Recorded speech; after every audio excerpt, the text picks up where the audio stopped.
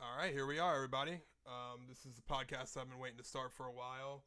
It's been years in the making. I've always, talk about it, whatever, but here I'm finally doing it.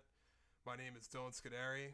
I am from Elkton, Maryland. I'm currently studying recreation and sport management at Coastal Carolina University. 21 years old. Been watching UFC since early 2021. Been a huge fan since. I believe the first card that I started consistently watching was the Usman Burns pay per view in March of 2021 at the Apex. And from there, it's just kind of just fell in love with the sport. I mean, I always used to watch the Conor McGregor appearances when he fought Donald Cerrone, when he fought Diaz the two times, when he fought Magomedov. So I've always been watching Conor. It was kind of like the Conor to whatever, and now I just watch every weekend. I can't stop watching. So in terms of how this is gonna go, we're just gonna talk about the fights this weekend for UFC 294, the Makhachev versus Volkanovski 2. It's it's gonna be a good card. I'm really excited. They're at Yas Island, Abu Dhabi, in Etihad Arena. This card is gonna take place in the afternoon in the United States Eastern Time. So make sure you're ready to watch early. So for the first fight on the card, it's going to be Shara Magomedov and Bruno Silva. And this fight is, I don't know if this is the official bout order, but this is a great fight to start the card if that's what they're going to go for. Shara Magomedov is making his UFC debut.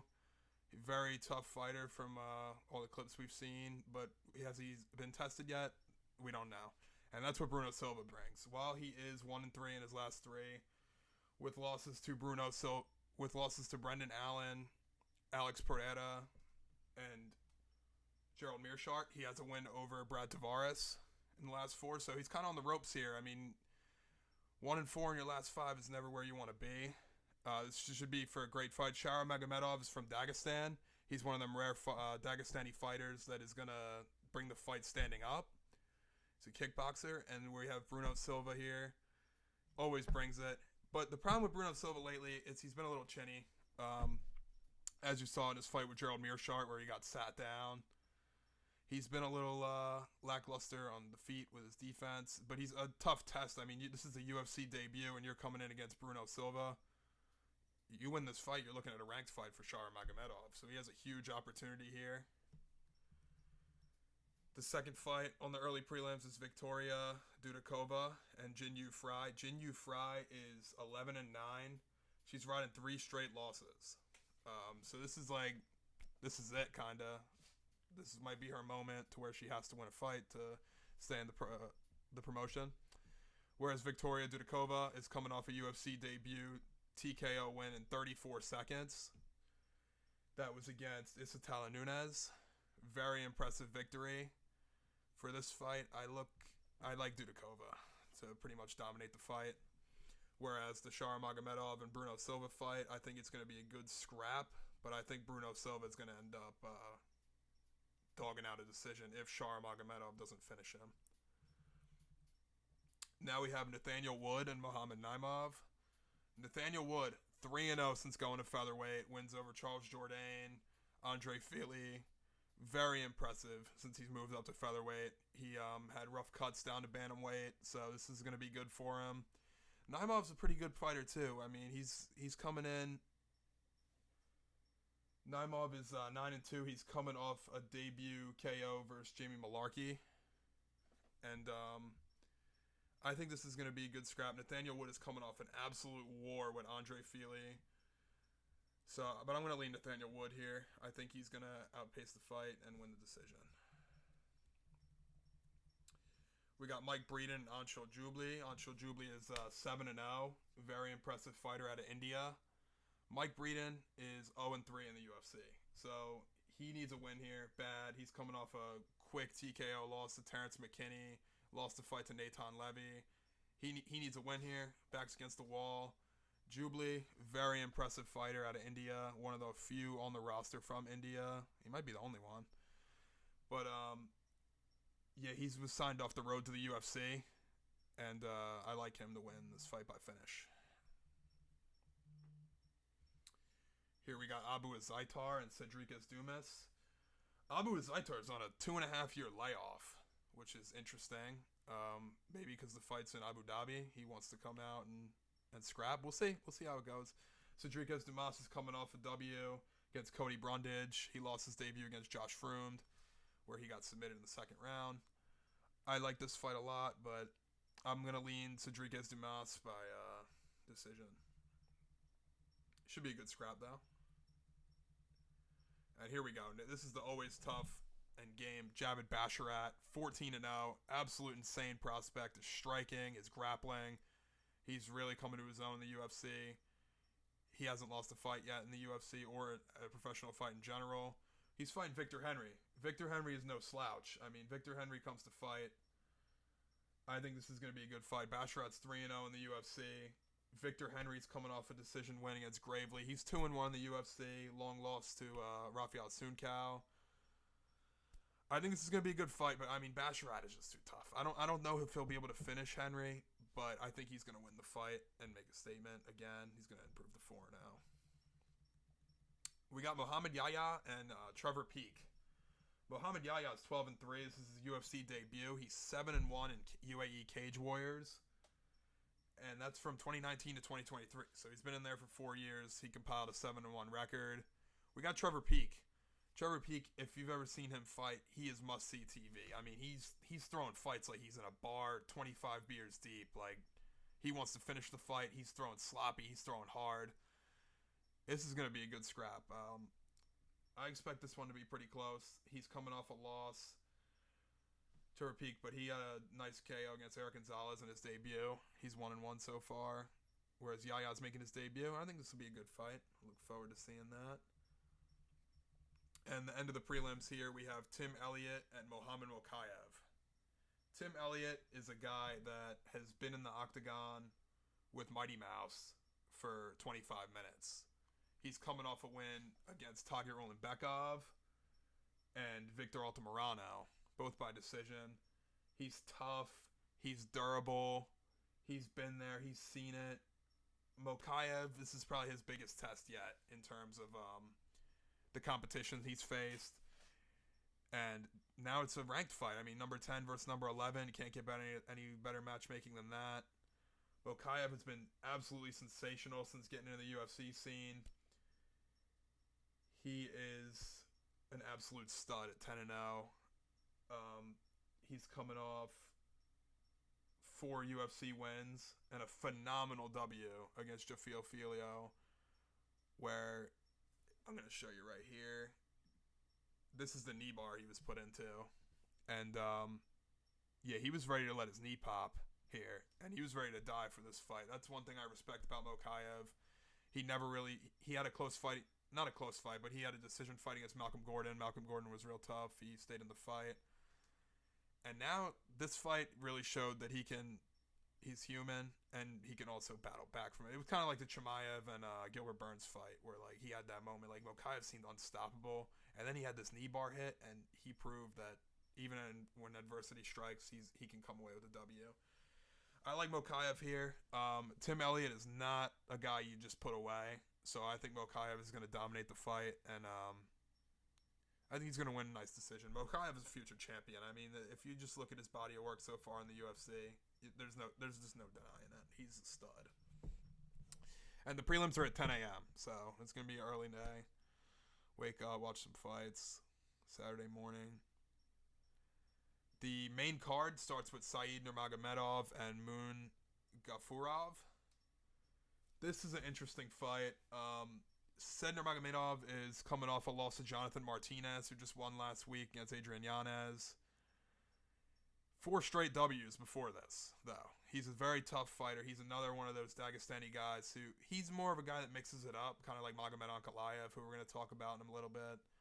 He mixes up his game very well. He's got very slick kicks. Very slick striking. He's good on the ground. He's good everywhere. He's a really good fighter, and he's not even ranked. That just shows how deep the bantamweight division is overall.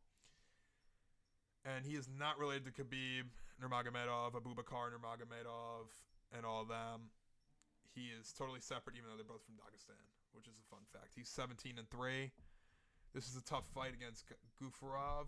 He's a one championship vet. He's coming off UFC debut L versus John Castaneda.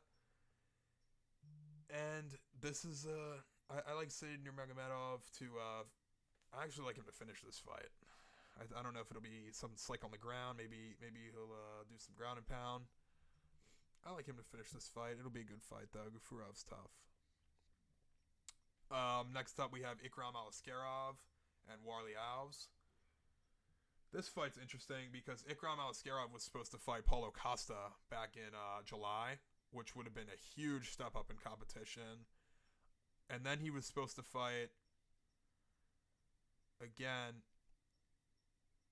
I forget who he was supposed to fight on this card, honestly. But he's fighting Warley Alves now, who is a step down in competition, but definitely a step up from the Phil Hawes knockout that he got in May.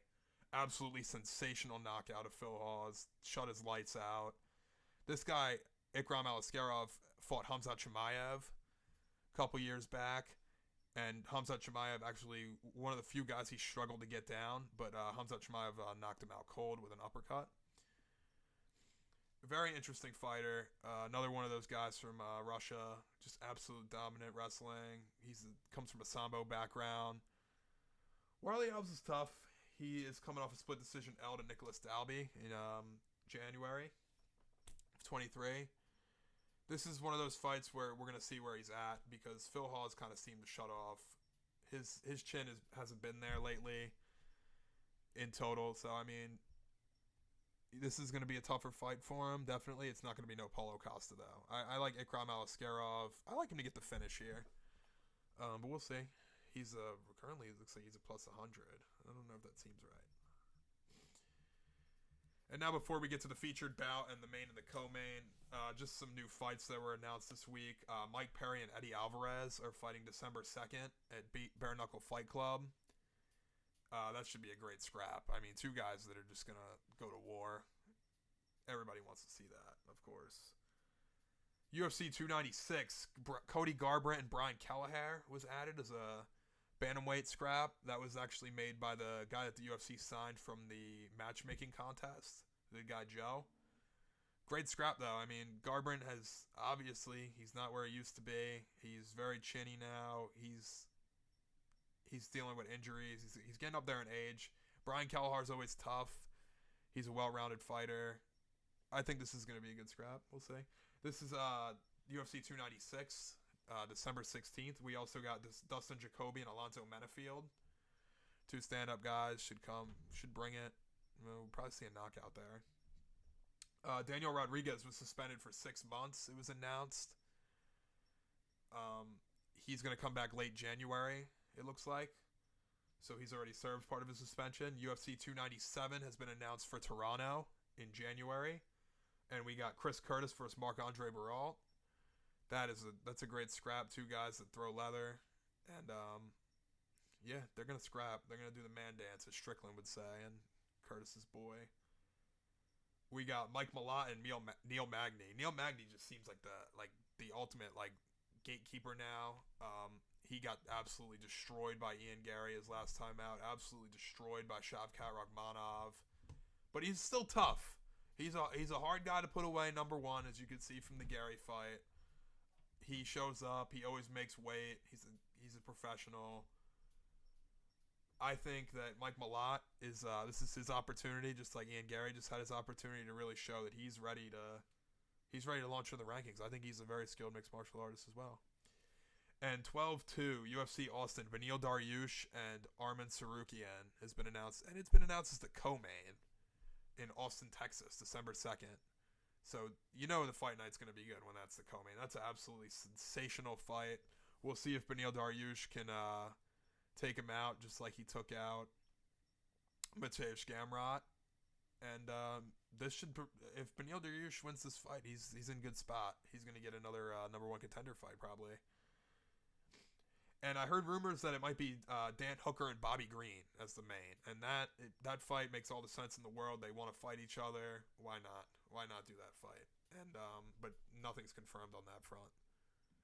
Also, this week we had a little bit of a purging with the UFC roster. It's always sad to see this. Guys work so hard to get in the UFC, and then now they're all cut. John Makdesi, JP Buys, Shane Young, Tucker Lutz, Kamala Kirk, AJ Fletcher, Andre Fialho, who came onto the UFC very strong. He was fighting like every pay-per-view in the early year, and then he just kind of started to get touched up, and that's how it goes. I mean, one day you're at the top of the world, and next you're cut. And like Keith Sullivan here says, or Keith Schillen says, he's okay with all the cuts besides AJ Fletcher. I agree. I think AJ Fletcher had a tremendous win against Tembe Garimbo, and he's fought very well. It's one of Dustin Poirier's boys. So we'll see what's going on there. But that's the news for the week. For the most part, Jennifer Maia, the UFC declined to renew her contract after she just lost this fight to Viviana Araujo. And that's all for the news for the week. And now we're going to get on to the featured bout. Magomed Ankalaev, the number 2 light heavyweight in the world. He's coming off a majority draw, I believe, where he fought Jan Blachowicz in January. Johnny Walker's coming off absolutely decimating Anthony Smith. So, I mean, Johnny Walker is one of those crazy fighters. He throws crazy shit. He's ready. He's ready to scrap. He was supposed to be the guy that was going to beat John Jones a couple years back, and he's been humbled. But ever since teaming up with John Kavanagh over at SBG Ireland, he is really taking a turn in his career. He's putting together some wins now. Nice knockout of Paul Craig. Outstruck Anthony Smith 2-1. Absolutely dominated him. Magomed Ankalaev coming off that draw to Jan Blachowicz, which I thought was the rightful decision. I thought it was a draw. I thought Magomed got a 10-8 in one of the later rounds, and Jan won 1, 2, and 3, 10-9. Jan absolutely decimated Ankalaev's legs. Ankalaev came on late, was wrestling, and it was a good fight, though. Just wasn't the result everyone wanted. In terms of Johnny Walker, this fight has massive title implications, believe it or not, at light heavyweight. 2 versus 7. If Johnny Walker wins, he could be propelled to the number 7 spot, or the number 2 spot, which bodes well for him. He's got a huge opportunity here to finally get that title shot he's been chasing. And Magomed Ankalaev has a chance to get that title shot back and make right. Whether it's Yuri Prohaska, Alex Pereira, Jamal Hill, whoever's holding the belt at the time, because the division's kind of crazy right now. Obviously, it has been since Jones retired, or took his layoff, and obviously he didn't retire. He's back. But, yeah, I'm looking forward to this fight. I think Johnny Walker could pull it off. I really think he could. He needs to work the jab and really keep his distance. He doesn't have to rush. If he rushes something, I think Ankalaev could get him out of there. Ankalaev's tough. He's a huge favorite here. I think Ankalaev is going to win a decision. I think it's going to be a good fight, though. We'll see. Johnny Walker's long. He's lengthy. He can get up. Ankalaev is definitely going to get him down. Walker could get up. We'll see how it goes. But I'm going to go Ankalaev by decision. But don't be surprised if Johnny Walker pulls some crazy shit out. I mean, especially with the shit he throws. And now, I'm just looking at the picture of Usman and Chimaev. This is the fight we've been waiting for 2 years now. I mean, this is even just seeing that on the screen just gives me kind of chills. This is sensational. This is the fight that everybody this fight gives everybody chills that loves the sport. Such a great fight. I mean, yeah, Chimaev's sitting at a minus 360 right now. He's a huge favorite, but Kamaru Usman at plus 285 definitely has some value, especially after Chimaev was really battling against Gilbert Burns and they went to the ocean.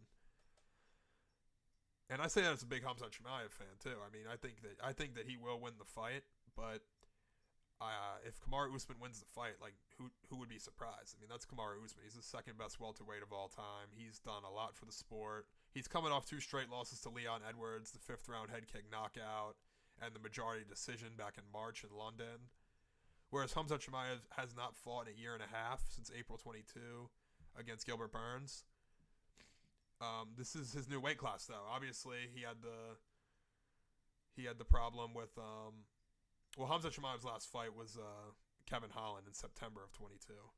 But he had the issue with the weight cut. Obviously, the doctors told him to stop cutting. He had to switch around and fight Kevin Holland when he was planning to fight. He was booked to fight Nate Diaz. And it looks like 185 is going to be his new weight class. I think he fits the weight perfectly. It's a very striker-friendly, striker-heavy weight class, number one. Number two, he's just a massive man. Like, that 170 weight cut obviously wasn't good for him. And he was depleted most of the time he was fighting. I mean, it was not a good weight cut for him. And I'm glad he's at middleweight. I hope he doesn't try to go back down to welterweight. Whereas Kamaru Usman is making his middleweight debut at 36 years old on short notice. This is on 10 days' notice. All the respect in the world to Kamaru Usman. He's flying across the globe to fight on 10 days' notice against the boogeyman of the middleweights. And the crazy part about this is a couple years back, Jorge Masvidal flew across the globe on short notice to fight Kamaru Usman. So he's kind of paying it forward. It's something I can respect and appreciate for him. It's crazy how it works in MMA. One day you could have someone flying across the globe to fight you, and then 2 years later you could be doing the same thing. And Dana White said the winner of this fight's going to get a title shot. So very interesting, as Kamaru Usman already beat Strickland way back in the day. Obviously, both guys have gotten a lot better since. And Khamzat Chimaev and Sean Strickland, they've trained together. They know what each other are made of. But they're going to test it out in the octagon if he wins. My prediction for this fight is a Khamzat Chimaev TKO. And I think he's going to get it done with some ground and pound. Once again, if Kamaru Usman wins the fight, who's surprised? I mean, you just got to lean Chimaev. The short notice, he's never fought at middleweight before. Chimaev is the bigger guy. I just think Chimaev's gonna put him out with strikes, whether it's a TKO or a KO, whatever he does. Yeah, wrestler versus wrestler striking match we might see here. The classic thing. Kamaru has Hooft and Whitman in his corner together for the first time, so that should be good. Sanford MMA and the Trevor Whitman link up in Abu Dhabi, and it's his first middleweight fight. I find that interesting. And then this is number 1 welterweight and number 1 welterweight and number 4 welterweight. So they're not ranked at middleweight yet, but one of them's gonna be after this fight, if not both of them. And Kamaru Usman has declined to go up to middleweight for a while because he didn't want to fight his brother Israel Adesanya. So this is kind of strange. Like now all of a sudden he could be fighting for the title. If you would have told me that Kamaru Usman and Khamzat Chimaev were gonna fight for a middleweight title eliminator fight like a year ago to fight Sean Strickland, I would have looked at you like you were fucking nuts. But that's just the reality. That's the sport. It's what can you not love about it? As far as the main event, we got Islam Makhachev and Alexander Volkanovski. They're running back the fight from earlier this year. This is just making me smile looking at it. Absolutely tremendous fight that they had back in February. I actually scored it for Volkanovski on live watch, but on the rewatch I scored it 3-2 for Makhachev. And it was a great fight. I mean, Volkanovski got a knockdown. Great striking, great grappling, great exchanges. Volkanovski, he was a lot bigger of a dog in the first fight, I believe. He still is a sizable dog. I mean, that comes with 11 days notice, of course.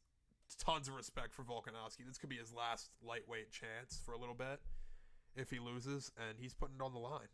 Also, respect to Makhachev for taking the fight on short notice against Volkanovski. I mean, I heard that Mateusz Gamrot and Dustin Poirier were being called to fight here, and Islam Makhachev could have easily took the fight against one of them. He even said at the press conference today that he picked Volkanovski because he wants to put it to rest. Volkanovski said at the press conference today, it's kill or be killed.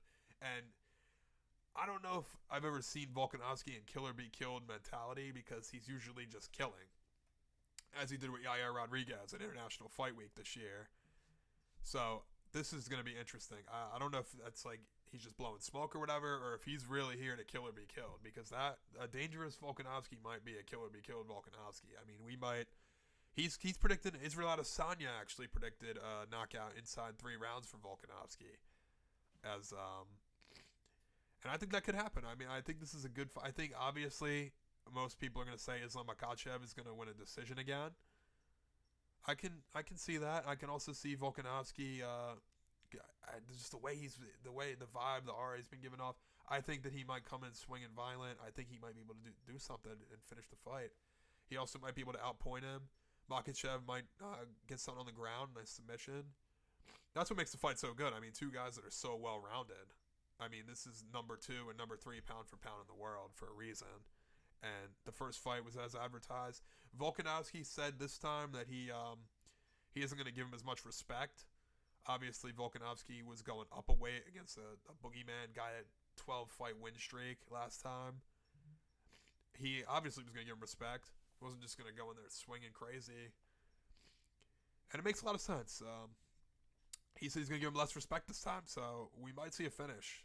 We might see the under 2.5 rounds for this main event. But any fight fan, I mean, if I'm being honest, the original Islam Makhachev, Charles Oliveira, and Khamzat Chimaev, Paulo Costa card, this one's better, in my opinion. Most fans would probably agree. This card, if it was set up this way to begin with, I think the odds would be a little different. Obviously, Chimaev and Makhachev pretty heavy favorites, but I think they're going to be good fights. I mean, you're talking Kamaru Usman and Alex Volkanovski. Like, nobody just steamrolls them. They're all-time greats, whether you like them or not. And I think this is going to be interesting. So this is my UFC 294 preview. Hope you guys liked it. Make sure to like and subscribe.